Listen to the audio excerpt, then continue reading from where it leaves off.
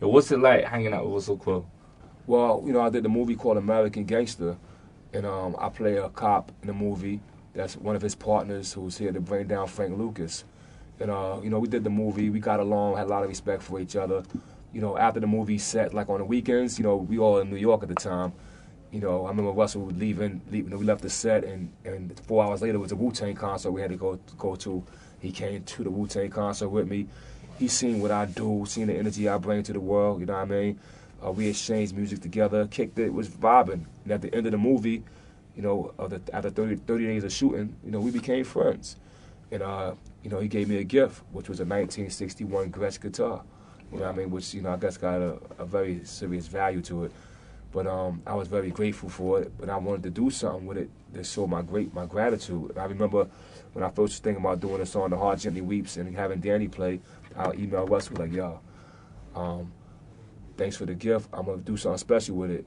And then like a few months later, I was like, I'm going to have Danny use it on this new song I'm doing, and I want you to hear the song, tell me what you think. And it was all back and forth energy like that. And we did it. We lived it out. We took an idea, and we made it reality. I mean, that was crazy seeing you in American Gangster. So I never thought I'd see you play a cop. I know, right? Yo, listen, everybody says that. What's funny about that, Sim, is that I went in and read for the parts of the bad guys. Right. Because that's the parts they was having everybody go read for. They wasn't telling guys to go read for the cop, you know what I mean? But I guess the casting agent, A.V. Kaufman, very, very, very important casting lady in the business. She suggested to the director to put me on the other side of the field, and he thought about it and they tried it, and I guess it worked. Yeah. And how did you get away with having your tattoo in the film as well? I saw that, I was like, hip hop product placement right there. Yeah, the funny thing, it wasn't my idea. It was a scene where they wanted me to wear a tank top. You know what I mean? I walked in and I told Ridley Scott, the director, I was like, yo, I got this Wu-Tang tattoo right here. He was like, oh no, we'll keep it. They'll love it. They'll think that it was here in the 70s. You know what I mean? Wow. I was like, wow. You know what I mean? that was his idea of, like I said, doing this filming of this movie, Wu-Tang had a concert in New York, and everybody came from this movie set. Right. You know what I mean? I heard Ridley came. I know his assistant came. The producer came. Russell came. Some of the actors came. Because we became a family while doing this movie. You know what I mean? And I think he respected what I stood for. And he wanted to, Wu-Tang is forever. I think he wanted to show that, this thing is, it's here forever. And it is here forever now, because once it's on film like that, it's like, it goes nowhere. Yeah. But I mean, hanging out with Russell Crowe, you get into any fights or anything, pub brawls? It's kind of rowdy. All I can say is that, he's a macho man. You know what I mean? He's a macho man. He's a real man, and I appreciate it. I appreciate real men in this world. You know what I mean? You came through in '94. A lot of things have changed, the way that you promote records, the way that you reach the fans. I mean, how do you feel about the changes in technology in relation to hip-hop?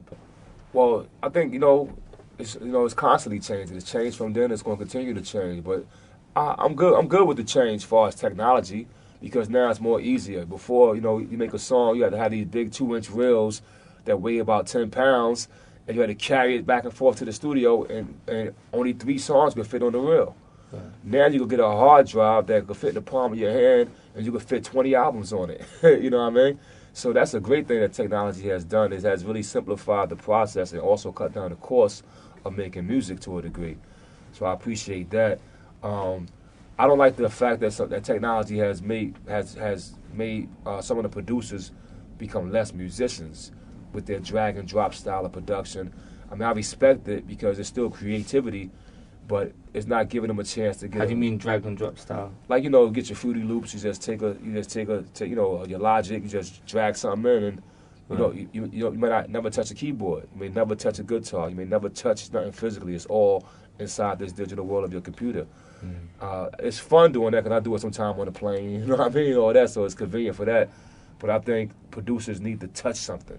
You know what I mean? It's like DJs, for instance, didn't know how to go digital. You know what I mean? When they made Serato, though, now the DJ could still touch it, right? Yeah. You can't touch it and feel it. Sometimes I think you lose it. You know what I mean? So I think that's something that we should, really take into deep consideration. But I appreciate technology. It's really made creating music more easier and more explosive. You know, it was all over the place that you won the hip hop chess tournament, but then it kind of switched a couple of weeks later, and then there's clips everywhere saying that you got served by a 16-year-old girl. I mean, how's that feel? That was hard, but you know what? She was a prodigy. They didn't even tell me. Right. They didn't warn me. But hold on, I didn't see that either. I'm gonna have to defend myself. I didn't see the blog on it, but they we played 2 games. Right. In the first game, they didn't tell me what she was and what she did. It was like, oh, this young girl, you're gonna play her, whatever. I just woke up. I was like, I'll play her, whatever. It wasn't no big deal. And she beat me, yo. You know what I mean? It wasn't an easy game though, but she definitely beat me. But then we played again. I asked her, what's your rating? She said, her rating was 1980. 1980 is expert level, basically. You know what I mean? And she was 16. Yeah, she was 16. Her teacher is Maurice Ashley.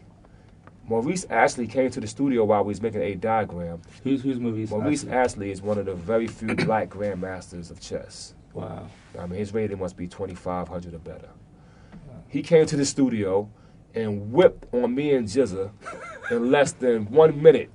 He took 1 minute and gave us 5 minutes. You know what I mean? And was whipping. But he's a grandmaster. He knows what you're gonna do before you do it. You know what I mean? Right. But he figured our rating was around 1,500 from his testing us. So 1,500 ain't a bad rating. That's B class. You know what I mean? So I'm probably at the B class of player right now, as far as when you want to rate it against all these masters. So it's not bad, but I'm striving to be an A class. But that was an A class player that I played against. And on the second game, I did manage to reach a draw. And I felt kind of confident of that because, like I said, she had 400 points more than me, yeah. But it was embarrassing, though. You know what I mean? Because, because I'm beating, because in the hip-hop chess battle, I played a lot of guys that was older than me. So I know how I feel when they was losing to me, you know what I mean? Right. But, that's how chess is. It's a game, don't you know? It is a game, you know what I mean? And now that I got the hip-hop belt, everybody wants to battle me, yo. Serious? Yeah, I got to keep my game sharp because everybody is trying to battle me. They want the belt, you know what I mean? But like I said, tournament conditions is different than street conditions. So, but it's all good, though. It's all good. I do my thing in chess. I play chess. I got strategies. I serve a few people myself. What advice have you got for anybody who plays chess out there? Yeah, man, know your opponent. Now, chess is a game of thinking, you know what I mean? And it's, like you said, a strategy. So, stay calm, you know what I mean? Devise your strategy, you know what I mean? And don't forget that it's just a game, yo. Right. It is just a game. Well, look, Rizza, thanks for taking the time out, man. My pleasure, yo. Wish you the best of luck with the album and the project. You going to be in the UK anytime soon, touring? I think we're going to try to get back over here in January, February, and do something with y'all. If not, the summertime is always a great time to tour. And I'm quite sure we're going to come back. And I want to thank the UK audience for really being very receptive to Wu-Tang. We had a great time last summer in UK and Manchester and everywhere out here. Yo, that after party in London. Oh, the after party was crazy. A lot of people couldn't get in. Yeah, they couldn't get in, but it was cracking, man. It's roadblocks. It was cracking, though, you know what I mean? UK, London, y'all got it cracking. Keep doing what y'all doing. Y'all know y'all got it cracking because you got the most expensive money in the world. £1 is worth $2.50 in America. So y'all doing big things over here. So keep doing it, and I'll be back, Jack.